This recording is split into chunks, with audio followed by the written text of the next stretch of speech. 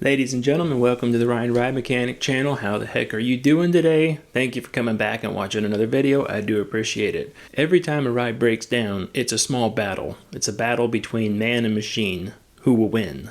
Well, I was hired to make sure that we won every time. I was pretty good at my job too. It was my job to come in and basically win where others have lost already throughout the day. But I like to win. Here's me winning a complex controls issue that we had on a ride. Profile 5, and dispatch button is pushed. That video marked the end of 6 weeks of troubleshooting on that ride. That was particularly gruesome. I also like to win other things, like here's a video of me winning a NASCAR race.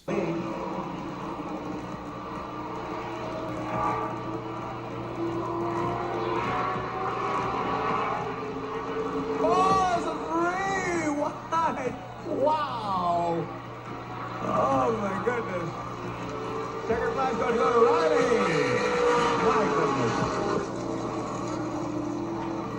Division with the sponsors Heath Welding Supply and Ames Audio in the four from Livermore, Ryan. For those of you who don't know, yeah, I used to race stock cars. So good old-fashioned American horsepower was really fun to do. For those of you on the other side of the pond, here's me winning an F1 race. And still the driver to beat. Max Verstappen wins the season opener. He takes the Bahrain Grand Prix. Can't catch him, let alone get around him. Oh my gosh.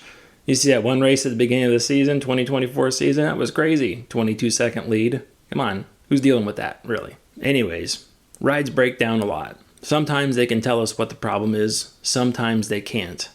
Sometimes we can figure it out, and we get the ride back up and running, and we win. Sometimes we lose, and the ride wins, day after day after day. So here's part 2 and some more tales of the time that the machines won. Amusement parks spend a lot of time doing PMs, and by that acronym I mean preventative maintenance. These are the preventative inspection and repairs that goes on first thing in the morning before the ride opens up every day. So PM is short for preventative maintenance, so remember that when I reference it. Plenty of parks spend even more time repairing your rides than they do getting their preventative maintenance done. When it comes to breakdowns, some rides are easy to repair and some aren't. I've seen mechanics push past their breaking point to the point where they end up wanting to quit at the end of the shift, or they just get really frustrated and have to storm off because they can't figure out what's going on. It's a really bad mental scenario. When the parks open, it's absolutely critical that we keep the rides up and running. This keeps people coming through the front gate. When rides are down and they're broken, we have to put the name up at the front of the park, and a lot of times this will turn away people, and essentially the park loses revenue from that point forward. So we want to keep guests happy, guests in the park, so we want to keep the rides running as much as possible throughout the entire day, every day. For the most part, it's actually flat rides that end up taking most of the downtime throughout the day because there's way more of them. We typically have, park is only like 10% roller coasters and the rest of them are flat rides and kiddie rides. So it makes more sense that they take more of the downtime. The flat rides are also much cheaper cost-wise, so there's actually less that goes into them, and they're simpler, so there's also a lot less that goes into them. Great for complexity, but sometimes when you have faults and troubles with them, they really can't tell you what's wrong, and they don't give a very clear explanation of what's happening with the ride either. It leaves a lot up to the operator to figure out what has just happened with the ride. Some smaller rides have a complex fault monitoring system, and some of them have no fault monitoring system at all. They simply just stop working. I've worked on rides that were actually fairly complex, and the ride actually only had about 7 faults total for the entire ride. And they really didn't tell you what was going on. So it was very confusing every time one of those faults did pop up. We were trying to figure out how the machine arrived at that fault. It was pretty complicated. There's been lots of times that the parks had rides down for days, even weeks, trying to figure out what the problem is. And at the end of it, you can sit back and like, man, all that problem was caused by that one little thing. That was crazy. I couldn't believe that one thing took the ride down for that long. Some of them are a little bit more complex, and the downtime is kind of justified for that particular repair. Some of these problems may seem minor, but they're honestly almost impossible to find sometimes, which is really troublesome for maintenance. Some of the worst troubleshooting out there is signals that go through a single wire and are daisy chained throughout the ride. Now, by that I mean the daisy chain is a series of switches put in place, and you'll have one wire that comes up to switch number 1, it goes in switch number 1 and out switch number 1. And then that same wire goes to switch number 2, in switch 2, out switch 2, and then repeats with 3, 4, 5, 6, and can go all the way up to whatever number. I've worked on rides that it was 80. 80 was a lot of switches. So in the center you have a slip ring stack. So a slip ring is a piece of conductive material that's been bent 360 degrees around the center hub where the ride rotates, and it's conductive. So the slip ring has a shoe or a brush riding along the outside. So your signal comes from the control cabinet and typically delivers something like power out to that slip ring. It transmits through the brush and then starts going through that daisy chain. And then that daisy chain signal has to come back to a second slip ring, make contact through a brush, and back through the slip ring again. And then it goes back into the control cabinet. Used really commonly on a lot of rides where it monitors restraints in the closed position. A lot of flat rides like to use limit switches to monitor the restraint in the closed position. So when you pull your lap bar all the way down, a lot of times it's very faint, but once you get it right down to where your waist is, you can hear this faint little click in the background. That is the limit switch changing state.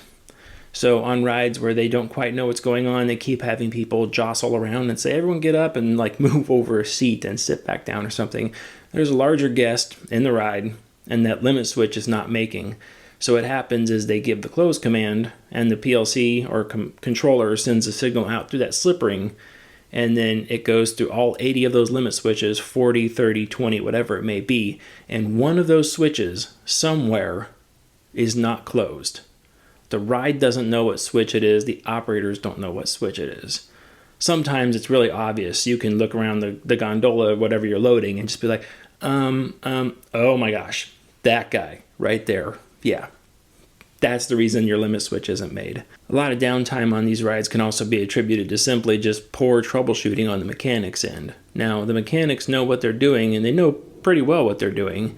But a lot of times what happens is that the environment that these rides work in are completely dynamic. They're changing every day, every cycle, every load, everything changes. So a lot of times you get into these problems, and some of them might be recurring problems, but sometimes you have problems that look like other problems, but they're not the same thing. There's plenty of times where you don't know what the problem is at all. So you can only do what's called chasing the symptoms. Well, the symptom is the ride is doing this one thing. So you just have to chase the symptom. And you don't know why that symptom is happening, but it keeps happening. And a lot of times it's not until later on down the road in troubleshooting that symptom, finally something else happens in the ride and the actual problem rears its ugly head. And you could say, ooh, there it is. That thing, whatever it was, maybe finally broke or shorted out or faulted the rest of the way. That thing was causing these other things to happen. And we were always focused on scenarios 1 and 2 over here when it was actually scenario 10 that was happening, that was causing scenario 1 and 2 all the time. It's very, very problematic all the time with troubleshooting. It's called chasing the symptoms. But it is a great moment when you finally get that aha. That's it. That's the problem. So let's get into some stories. Now get ready. Here we go. Okay, part 2. I said I was going to do it. All right, so we were working on a Topspin that was on the back side of the park. This is a Huss Topspin. And it was having a controls issue. And that's what I did. I did a lot of controls work.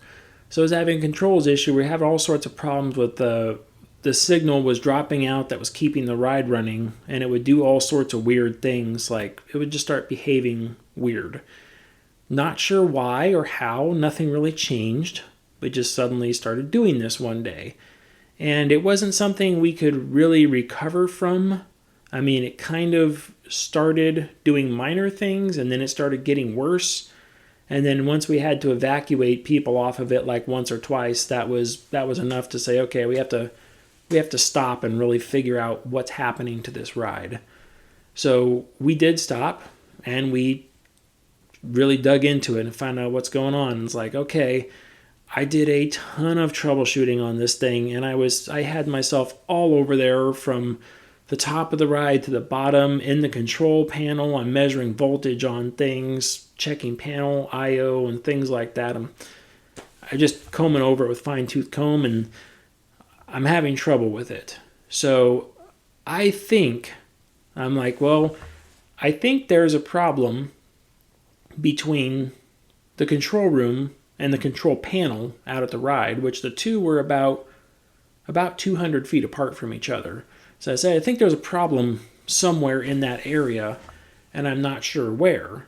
So I would love to pull new cable, and just because it went in, basically it was a very big like SO type cord that had 30 individual wires on the inside.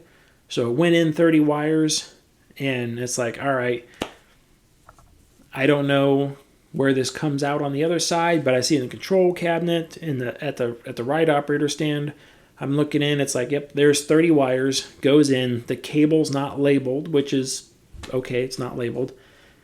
And then I go up in the control room and I look for that cable, and I'm like, where is that cable? I don't see the cable. I don't see it at all. It's like, how hard can it be?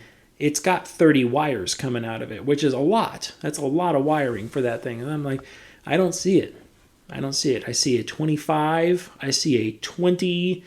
I see a 15. I see all sorts of other numbers popping up through there, but I don't see this 30 wires. And then I go down and I check again. And I look down on the pairing. Each wire has a laser ascribed number on it. So you have wire number 1.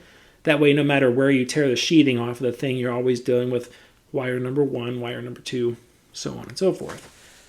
So I go back up in the control room, and I'm like, not finding anything past 25.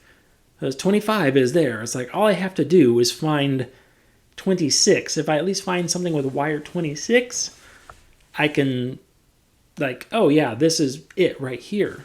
I can't find it. And I'm like, okay, so I get the ride prints back out, I'm looking at it, and all these wires go into this cable, and it shows they come up back here and go into this guy right here. So I go to those pin terminals on the bottom of the cabinet, and I'm like, yep, here they are, right here. And I open up chaseways and start taking the cabinet apart to get down underneath the thing, which if you've ever been underneath one of those cabinets in the ride area, they are nasty in there because they're nice and sealed because you don't want moisture and things getting inside the ride cabinet. But that means underneath it, it's typically a trough with a ton of cables underneath there, and who else knows what sometimes. You got black widows, really nasty spiders and rats and things like that could be living underneath that cabinet. So, I hate taking those apart. But I took those apart, and it was only 20 wires coming up. It was only like 20 wires. And I was like, this is not that cable. Well, where does it go? It goes down. This meets up with another cable, and it goes down into that conduit. And I'm like, okay, it's got a 20. And it was like another 20 wire cable going down into this conduit. I'm like, all I have to do is find out where that conduit goes, and then I could find out then the conduit probably jumps from one box to another one somewhere, and I'm missing a terminal block. Oh, okay, great. So I go down, I start opening up all the in-ground boxes that are around there, looking in there, finding all sorts of critters that I don't want to find. And I'm not seeing it. What the heck? So again, this is one of those things where days are passing by. And the manager is like, I want to know that this is worth our time to fix this. Not to fix it, but worth our time to just keep digging into this. What should we do? And I'm like, well, I think his signal's corrupted on these 4 wires. So I got another cable with 4 wires and literally ran a jumper wire, essentially, from the control room all the way back down to the ride cabinet, down there at the base where the ride operator stands. And then I connected the 4 wires, took the 4 in question out of the loop, put those 4 wires together, those 4 wires together up there, put like 15 cycles on the ride, no issues. I'm like, that's our problem. It's a cable somewhere. So we said, okay. We started digging into it. We were looking at all the junction boxes everywhere, streets, the sides, the back side of the building it was on. We were pulling everything apart trying to figure it out. Couldn't figure it out. One guy up there has been around the park forever. He's up there going, I think it's on the side of this hill. The side of that hill is overgrown with bamboo and bushes and all sorts of other stuff. I'm like, but we asked the landscaping guys, say, hey, the next morning, can you go out there and just clear the side of that hill off? Because we need to see anything that's on the side. And he's like, all these bushes, all this stuff? I'm like, yep, just tear it out. We need it gone. Because we looked on the side of the hill and we couldn't see it. So the landscaping company took a couple of days for them to do it. Park was closed during the week, so that bought us some time at that point. But they went up there and with their trucks and stuff, and they had to tear all the landscaping off the side of the hill, which was a good like 20 foot by 60 foot patch of land, and probably 60 by 60. It was pretty big on the side of this hill, a nice steep angle too. But they went up there and they did that. They took everything apart for us, and we got out there. We still could not find the junction box. But the guy that had been with the park forever, and he's like, it's here somewhere. I know it is. So we got out there, kind of like one of those other stories, if you remember on my last video. Got out there with the poles and started poking the ground. And we got to one point, pushed the pole down on the ground and hit something hard. Kept doing that, poking around to it. It's like, yep, there's something here. So we got some shovels out and we started digging down. Wasn't that far, about 4 or 5 inches into the dirt. There was a coffin. By the way, a very big box where wires come in. They typically go in and travel back out to another place for electrical stuff. A lot of times is called a coffin. Now, exactly, that was a new term to me. Where it stops becoming a junction box and turns into a pull box and turns into a coffin, I don't know. But all I know is there was a big coffin. It was like 4 feet by 3 feet with the big heavy like cast lids on top. That was underneath the dirt. We dug that thing up. We pulled it off. There in the middle, there was only one thing inside of it. The coffin was way huger than it actually needed to be huger. That's probably not a word. The coffin was much bigger than it needed to be. But in there, out of one conduit, came up 30 wires from one side. And then there was all these splices, these little epoxy splices in bags, trying to keep the moisture and stuff out of them.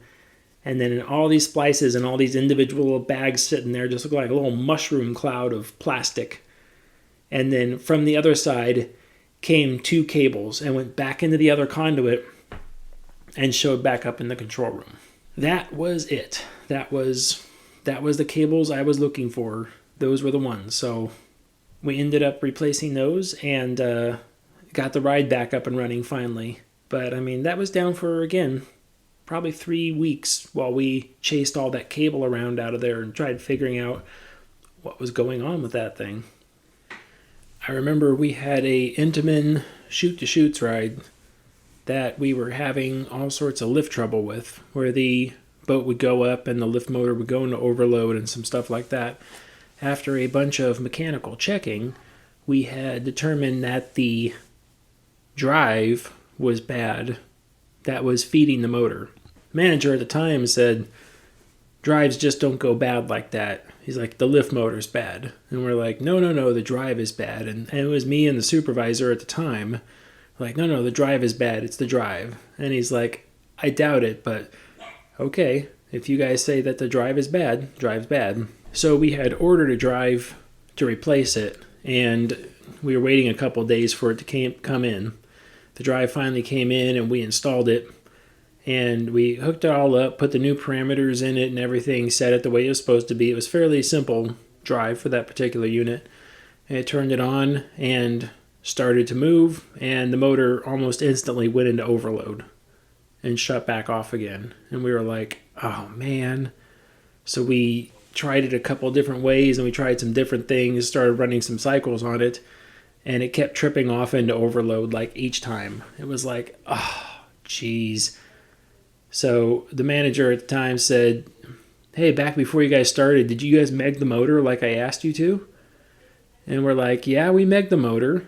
He's like, how did you meg the motor? And we're like, well, we unhooked it from the bottom of the drive and megged it from down here. And he's like, I told you guys to meg it at the pecker head. We're like, yeah, we didn't do that because it meggered fine down here. He's like, go up there and megger it at the pecker head. Okay. So we went back up, we grabbed our tools, went up to the top of the lift, opened it up, and we pulled off the side of the pecker head and disconnected the wires from down there. Meggered the motor. Motor was bad. It was like, oh man, it had looked fine from downstairs, but once we got up there past all that wiring that ran up to the top, that motor was bad. So that was one of those things where it's like, that was improper troubleshooting on our part, and it caused an extra week of downtime, because had we figured that out earlier, we would have spent that week having that motor rewound and refurbished. And instead, we didn't do it properly, so we spent a week getting a drive replacement. So we got the new drive in, then found out the motor was bad, so we spent another week waiting for the motor to be repaired. So that was one of those things, poor maintenance troubleshooting caused that one. There are things that maintenance tries to do, but they can only go so far to their limitations. We had a thing that during the summertime, our GCI wooden roller coaster would get a brake 4 fault. It would basically say that the pressure was not within its window on brake number 4. And the way it worked is it had these pressure transducers that would watch to say that when the brake pressure was removed, that it would drop between, it had to go below like 10 psi and 0 psi. It had to be right in that window, just to make sure that the air system wasn't clogged up and was evacuating the air like it's supposed to. Well, we kept getting these faults on there, and nobody knew what it was, but the mechanics that had been working there for all that time had just come up with a makeshift solution for it. Instead of troubleshooting further and looking into more of the failures and problems inside, they had just started like troubleshooting the symptoms of the problem. And the symptom was this brake 4 fault. And they said, what's the solution? Well, we're going to get a rag, dip it in ice cold water that the operations have up there that's their drinking water. They're going to pour some in a cup and then dip a rag in it. And then they went to that transducer, that pressure transducer on brake 4, and wrapped a rag around it. So what they were doing was that once the transducer cooled back down, the brake 4 fault would go away. So this became just a momentary fix. Hey, let's try this and see if it works. Because they did notice on the days when it did it, it was really hot outside, and that one was it was in direct sunlight. So they said, well, let's just see if this works, and then it did work. So they just kept doing it time and time again. So that just became common practice. The fault would go away, so they were like, that's just what to do. So here I come a bunch of years later, and I'm now into the control side of this, and I want to know, I want to know how rides work and what they do and everything else. So in the control side, this error pops up, and the guys say, oh, it's because that brake's too hot, and we got to go wrap a rag around it. Well, my first question is, well, how come we don't have to do that with all the brakes? Why is it just number 4? Why is 4 the only one affected? They never thought about that one. So I look into the logic. It's like, why does a fault happen? They said because the value should be in this window, and it's not in that window. Okay, what was the value? It was between like 10 psi and 0 psi. So in the logic, it was using a comparative statement in front of it that basically said that it needed to be lower than 10 psi, but higher than 0 psi. or at or higher than 0 psi. So I was like, okay. So when it was faulting, I went downstairs and got online with the processor so I could see the actual logic, the state of the logic itself.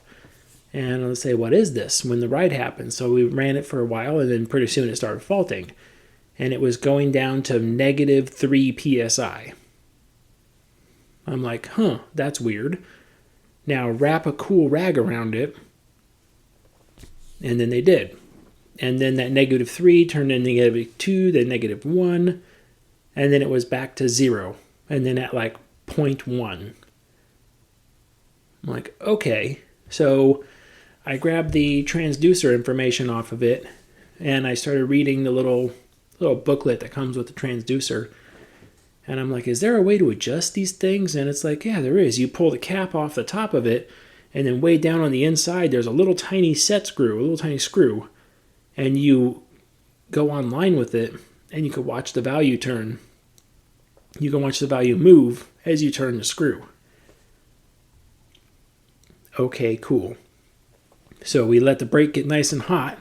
And that day when the ride went down, because it was super hot outside, we went outside. I went online with the processor, and I had someone go out there, and we started adjusting that screw. And we adjusted it basically down till the rest of them were at like 0.5 psi. But number 4 was at negative 3. So we went ahead and went to brake number 4 and started adjusting them up until it was at like to where it was within the range of the rest of them. That fault went away. And that fault never came back. But it was eating up a lot of downtime each year when it got hot. And everyone's thing was to normally just go out there and wrap a cold rag around it. No one ever looked into the actual problem as to why it was happening in the first place, which was quite amazing. But that happens with a lot of like long downtime stuff, which is people just get complacent to fixing the symptom rather than looking at the actual problem of why it's happening in the first place. Sometimes the park doesn't even have to really be at fault for a extended period of downtime. It can be something as simple as a contractor's misjudgment in a repair. We had a flying carousel, which was made by Zamperla, and it needed the wiring harness up the center of the ride replaced.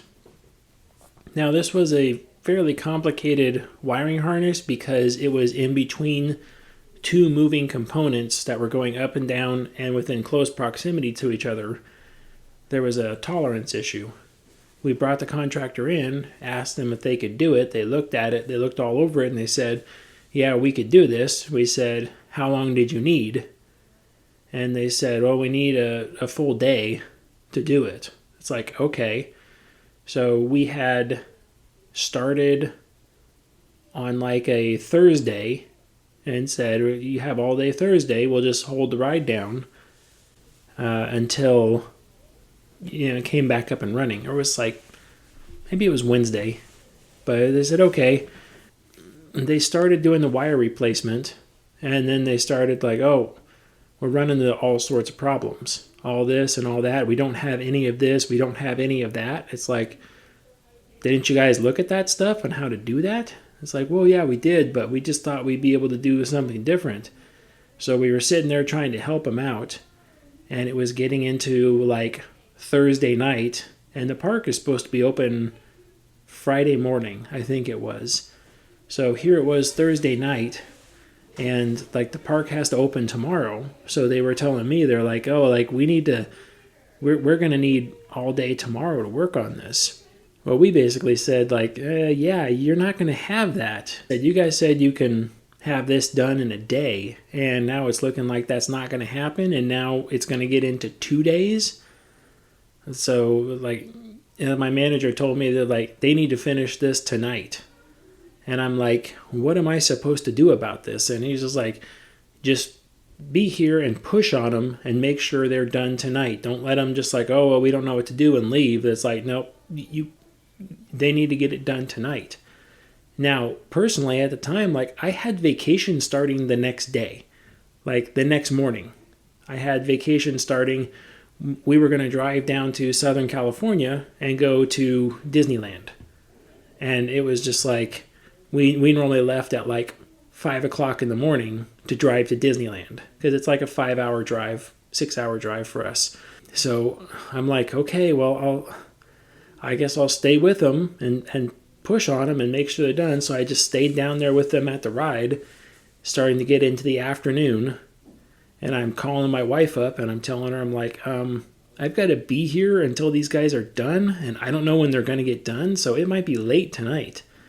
And she's like, well, we got vacation tomorrow. And I'm like, yeah. And she's like, I'm leaving one way or another, whether you're there or not. I'm like, yeah, okay.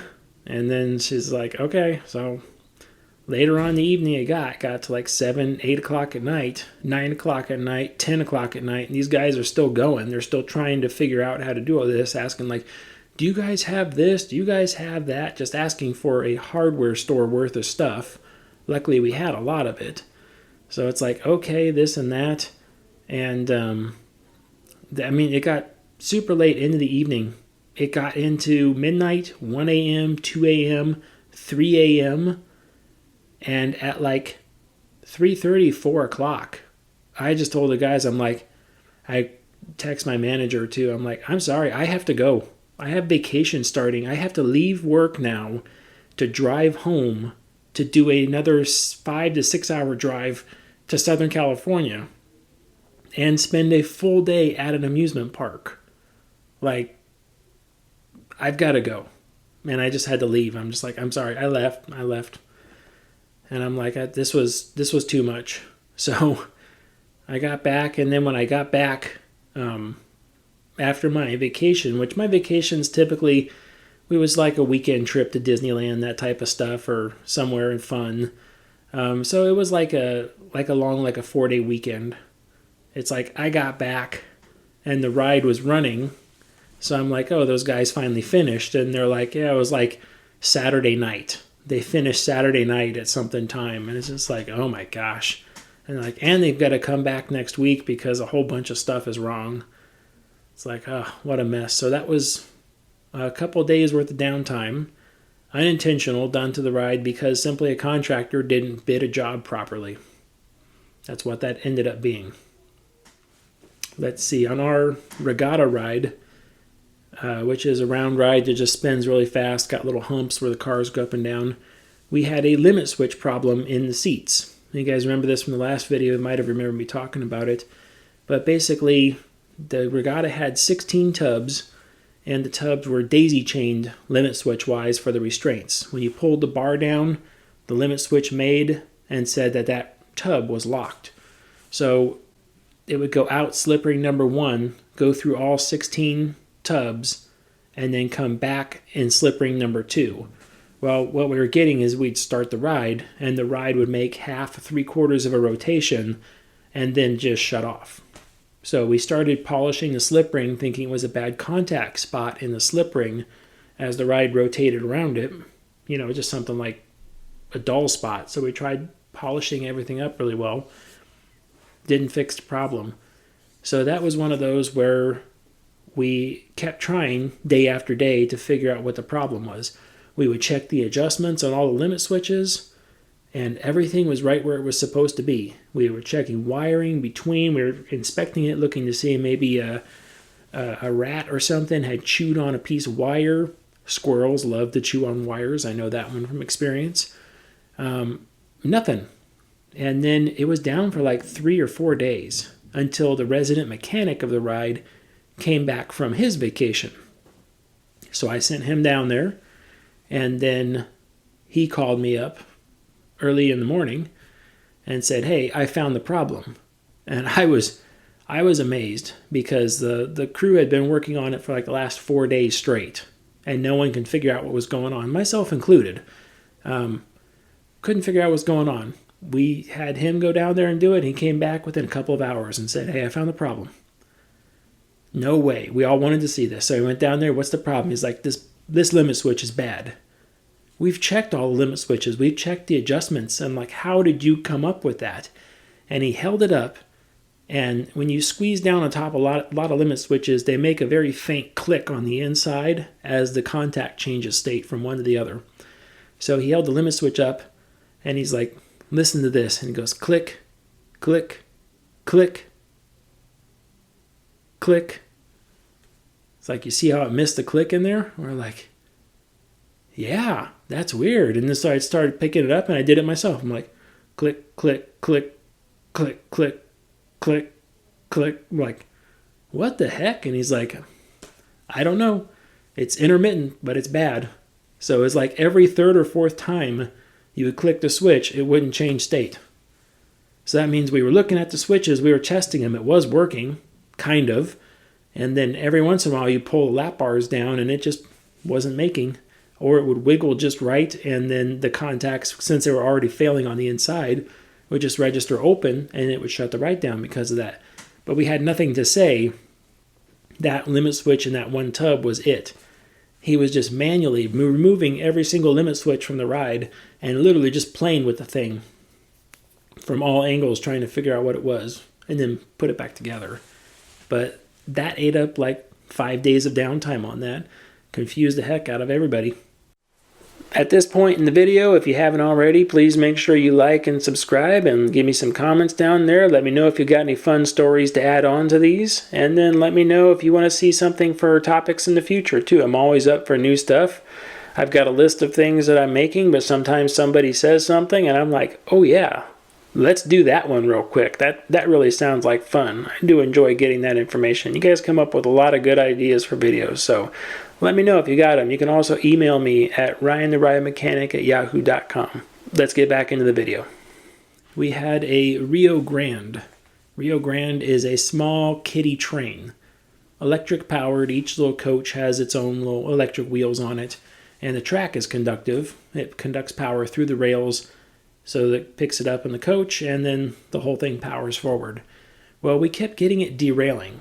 Like it would go around a curve and the whole coach would just derail and just go thunk right on the ground. It was derailed. So we kept going back out there and picking it back up, putting it on, and it kept derailing.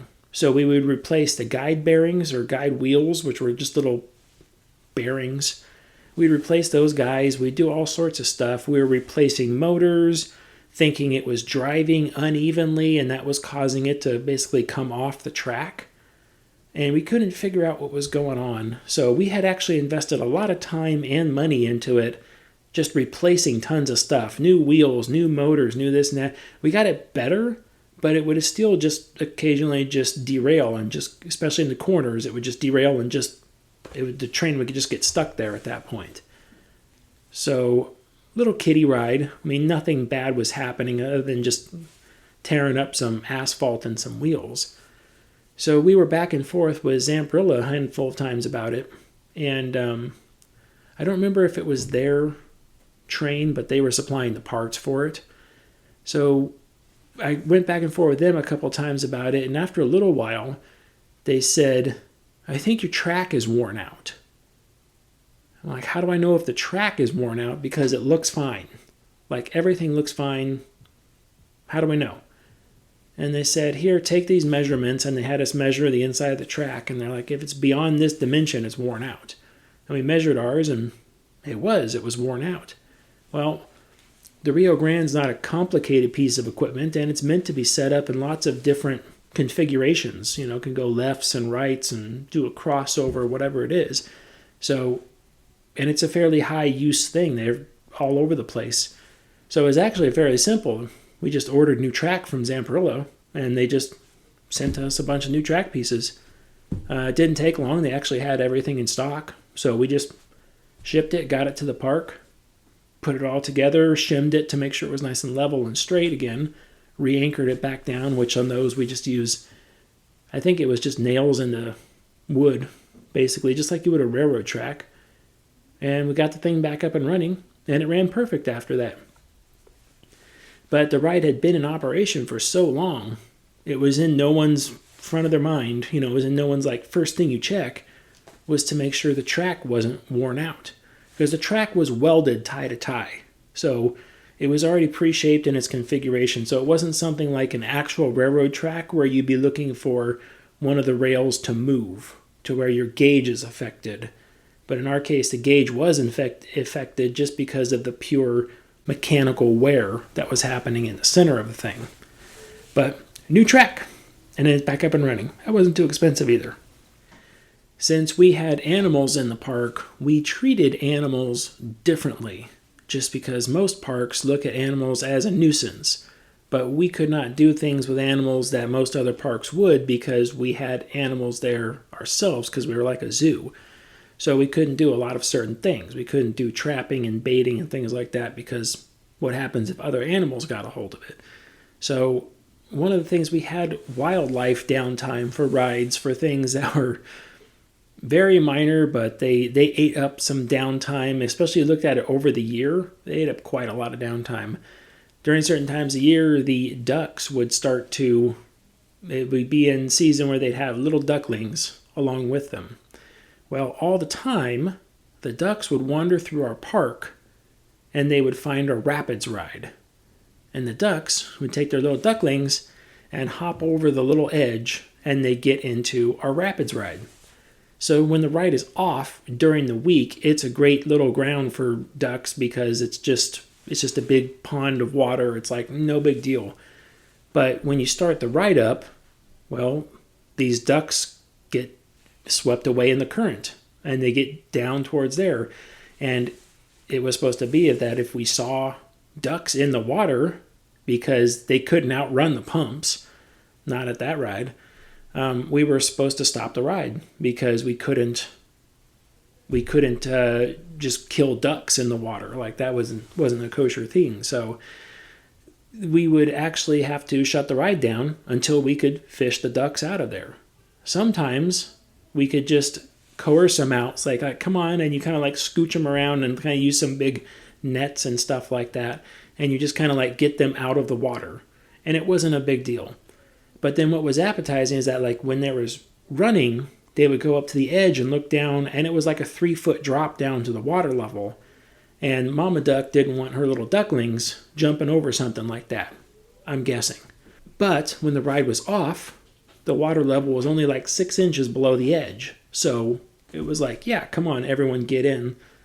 We're gonna be here tonight. So all the time they would shut the water ride down because there were ducks in there. And then we would have to go try to chase the ducks out of there. And a lot of time the next morning, the ducks would come right back in there and we'd have to shut the ride back down again for the ducks being in the thing again. It's like, oh my gosh. The amount of downtime that we've spent and late openings that we spent trying to get ducks out of our rapids ride was just incredible because it would happen all the time. Just like, oh my gosh, ducks. Why does it have to be ducks? But every single time, get ducks in there, chase them out. The next morning, they come right back in. And there's nothing else we can do about that. But to the guests, they didn't know what was going on. The ride was always just down for technical difficulties. We couldn't say it was down for ducks in the water, but it was down for ducks in the water. That was a pain in the butt. But eats up a lot of downtime. Nothing we can do about it. It's like, it's Mother Nature. Sorry. Hope you like ducks.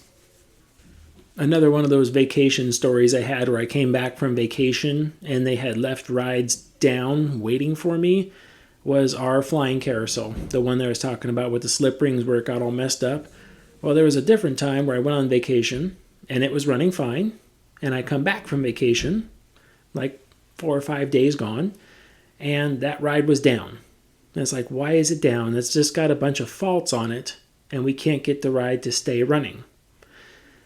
It's like, okay, this is one of those rides where it's like kind of simple in nature, but the way it was done is very complicated in the way of its execution.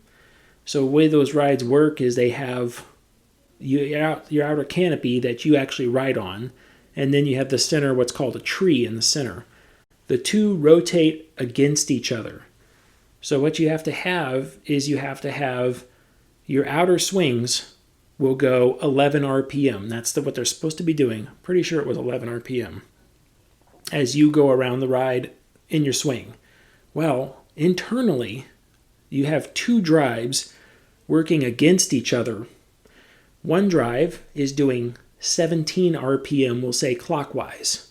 The other drive is doing 6 RPM counterclockwise. So you have to do the math. 17 minus 6 equals your 11 perceived RPM on the outside. So when you're riding it, you're actually riding on your canopy, which is doing 17 RPM, but you have the tree in the center that's going backwards 6 RPM, making you only go 11 RPM.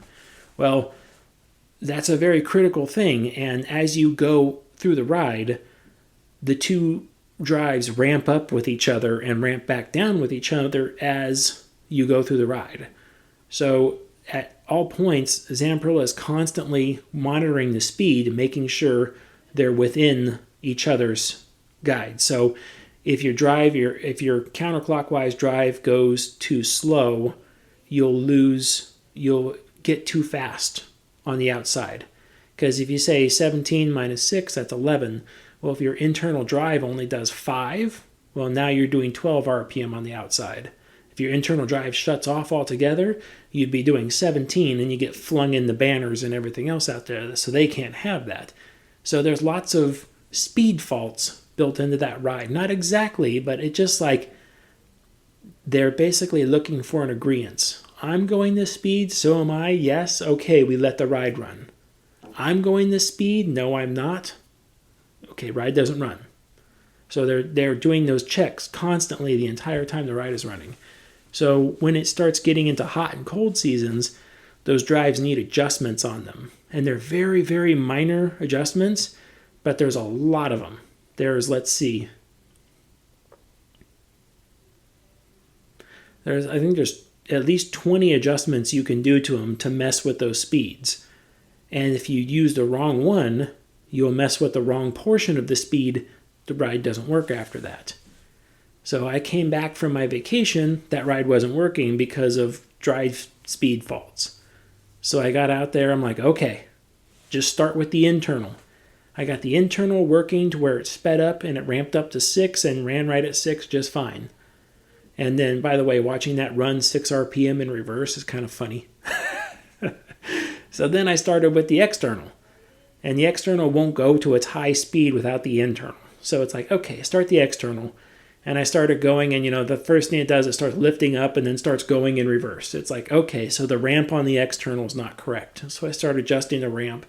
And then you have to adjust more ramps between the high speed and the low speed and between a service. It's a very complicated process. But basically, once all those measurements are fine-tuned with each other, you have a working flying carousel that works properly the way it's supposed to. Get one of those little tiny adjustments just slightly off, the whole thing doesn't work. So I came back from my vacation with a not working flying carousel, went out there and made a handful of adjustments to it, and now it works. But that was, again, over a busy weekend. We lost the entire weekend on that ride just because people didn't understand how to make those drive adjustments. And not necessarily that they didn't understand it, but the park didn't want people messing with that weren't really super competent in messing with that thing, which happens all over at every park. I don't care where you are. There's certain things where a mechanic goes, I'll adjust it, and management's like, yeah, no. You don't adjust that. We'll wait for person X to adjust that. Or wait for the different department to come back in and adjust that. That same ride down at the bottom has a very tall set of slip rings down at the bottom. It's a big stack. I believe it's got 26 slip rings inside there. And we were having trouble with one of the drive motors, because that one's an electric drive. They make a lot of those that are hydraulic, but that one's electric. So we were having trouble with one of the motors, and it would intermittently just blow fuses, and it would intermittently trip out. And then we'd have ride speed up deacceleration faults on top of that. So we found out that we went inside there, and after a while of troubleshooting, and it took a long time to get back to that point because you have a lot of flexible cable moving up and down the thing. You've got all sorts of cabling in the canopy that feeds lights and everything else. Everything produces electrical feedback, so there's a lot to check on those. But we eventually got back down to the slip ring stack. And it's just like, well, everything was fine. How can we tell what's going on? So we had to dismantle the hydraulic coupling at the bottom. Hydraulics were used to lift and lower the canopy. And then we had to remove the slip ring stack, which was a tremendous pain in the butt. But then once we got the slip ring stack out, we found out one of the pickups on the back was burnt off of it. So the little connector was kind of sitting there just touching the side of it, but then as it would vibrate and start running, it would just slip off. And every time it did that, it would arc, and you would blow fuses and do things like that. So bad slip ring stack, ooh, lots of downtime, lots of pain. Slip ring stacks are not fun to deal with when they're misbehaving. Some of the calls that do extra downtime on rides are simply just directions that the park wanted to go, but was never able to. So back to our regatta that we had out there, there was a time when we started getting stress cracks in the arms, the big sweep arm, the big arm that comes out from the center where that holds the gondola out at the end. That large arm, which is a piece of like rectangular tubing, that's called a sweep arm. So we started getting stress cracks in the knuckle of the sweep arm way back at the base. Well, we contacted Zamperilla and we're like, how much for new sweep arms? Because we had done several repairs and the repairs weren't holding. So we had to get, we were no longer in the repair category. It's like, okay, your metal's fatigued. You need to move on to replacement. So we're like, how much for new sweep arms? And it was something like, can't remember the exact number. It was probably close to $400,000 for a set of sweep arms for the ride. So we're like, wow, that's a lot of money. I bet you we can get a used ride and throw it in that exact same spot for $400,000. I mean, that we could probably get something small and throw it right in its spot and get the park something new. So we pitched that idea to the park president at the time, and they were like, yeah, let's see about it. So we had made the call. They say, okay, we're not going to repair that ride. We're just going to let it sit. Okay. So it had sat for months and months and months. 3 months the ride sat. Well, we were trying to figure out if we can get a ride for about $400,000, somewhere in there. Finally, corporate got involved. And they were like, what's going on with this ride? And we're like, we explained to them exactly what's going on. We explained the decision that we made and which direction we wanted to go with it. And they're like, it's never going to happen. You're not going to get a ride purchased, even used. You're not going to get it purchased, installed with all the commissioning and everything else done with it. Insurance signed off on it. The state signs off on it. Like you're not going to get all that done for $400,000, $500,000, $600,000. It's just not going to happen. Just pay the price for the brand new sweep arms, put them in, turn the ride back on and run it. So we were like, okay. So we bought some new sweep arms and we had them, they had to be fabricated, of course, custom. And they were fabricated and shipped over to us from Italy. And we installed them, had a couple little minor hiccups, but nothing major. And we got the ride back up and running. But the ride sat down it was at the end of one season. So it sat down for almost a season and a half worth of time before we finally arrived at that point. So that was a lot of downtime simply just off of a decision to do something else that we ended up having to go back on. Dealing with a lot of the controls issues that are on rides, I have a lot of controls problems. And one of them is I was called to the Hawk, which is a Zamperilla ride. And we had just PM'd the ride in the morning. And our operations had gotten there and they said, hey, nothing works. And I was like, what do you mean nothing works? And they're like, nothing's working. We can't open or close the restraints. We can't do anything. So I was like, we did the PM on that, right? Because the mechanic was there. Mechanic was like, yeah, I left at like 7 o'clock this morning and that ride was ready to go with like, out of the 48 seats, I think he said there's like 45 of the seats were working because we had seats tagged out on that ride all the time. So I was like, okay, well, go out there and find out what's going on. So he went back out there and came back out and he called me up and I'm like, are we ready to go now? And he said, no. What's the matter? He says, nothing works. I need you to come out here. because he's like, I don't know, something is wrong. Okay, so I walked my way out there, and this was right when the park was opening up. And I looked at a bunch of stuff, and we turned switches, we're trying to open restraints up, but nothing was working. And it was really confusing. It was like, why is nothing working? And I'm like, and you had no troubles with this morning? And he's like, no, I had no troubles with it this morning. It ran up just fine. I'm like, okay. So we tried some stuff and this and that. And I eventually said, okay, let's go to, I can't remember how I got to it, but I was like one bank of seats. And I was sitting there and we were looking at switches because we had switches underneath to turn the seats off and on as part of our tag out procedure. And then I remember we were over at that one bank of seats for some reason. We were looking at that one, and I found a piece of SO cord sheathing, which is the cabling, the jacket on the outside of the electrical wire.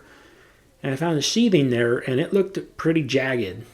And I was just like, ew, why is that so jagged? And I was looking at it, and I went, oh crap, that looks like bite marks. Crap, let's take all these seat covers, big fiberglass covers, take all the seat covers off of this one area. Took the seat covers off. Inside was just a ton of wires that were just hanging out in the open and frayed. Bare copper sitting there because something had eaten all the wires. And it's like, crap. So we went over and turned the main power off. And then we got up there and we started taking all the seat back covers off, all 48 of them. We started taking them all off.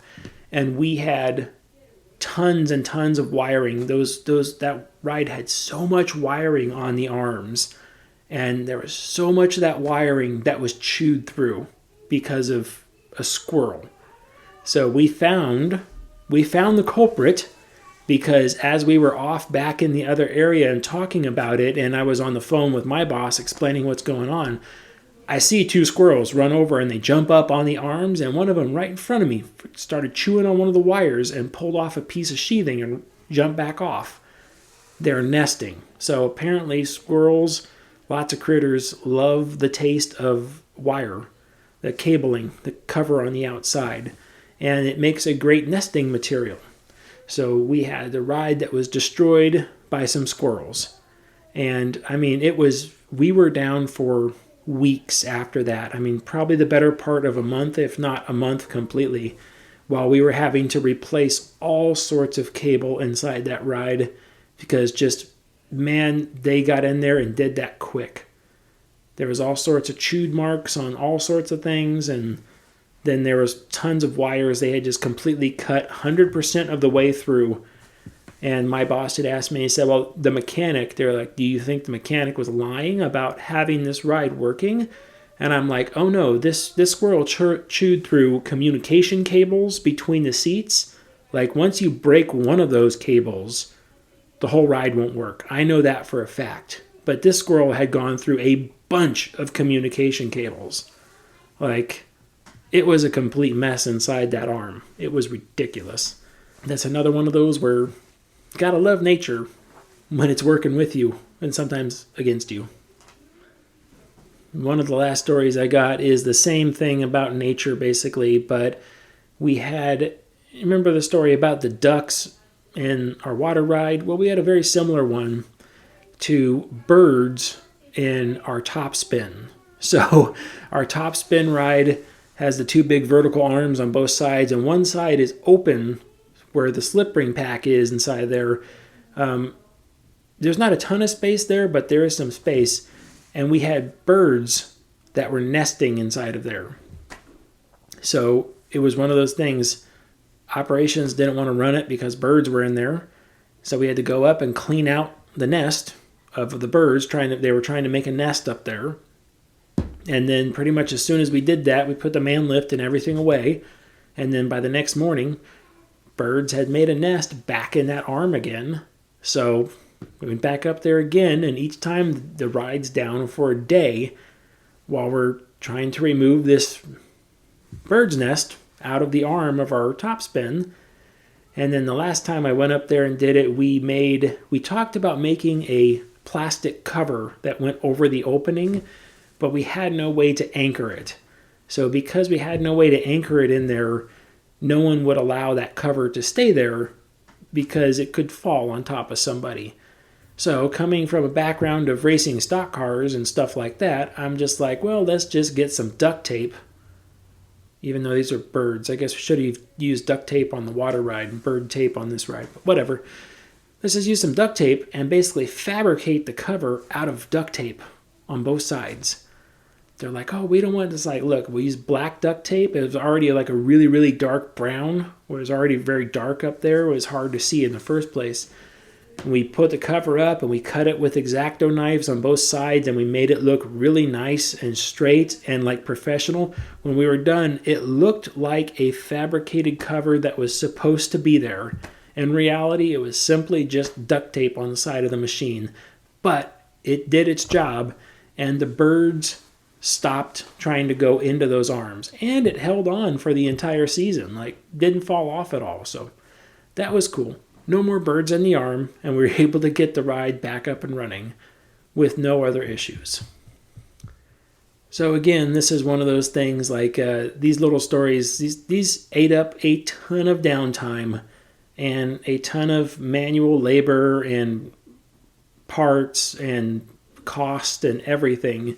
And it really drove a lot of people working on these rides absolutely crazy that we couldn't get it running for some of these issues. Sometimes they were 100% out of our control. And it was driving me crazy when, like, I can't run a ride for an animal issue. It's like, are you freaking kidding me? Pay all this money for a ride and we have to leave it down because there's a duck in it? Are you kidding me? But that's the way the park wanted to go. So remember that next time you're around and you have mechanics that look like they're beating their head against the wall over something and the ride's been down for a while. Remember, it's a rough job, and tell them thank you for what they're doing and that it's noticed. Okay, that's it for me. Make sure you like and subscribe, do all that stuff. It does help me out. And again, just like my last video, if you want to do your part and keep rides up and running, stay off the air gates. Bye.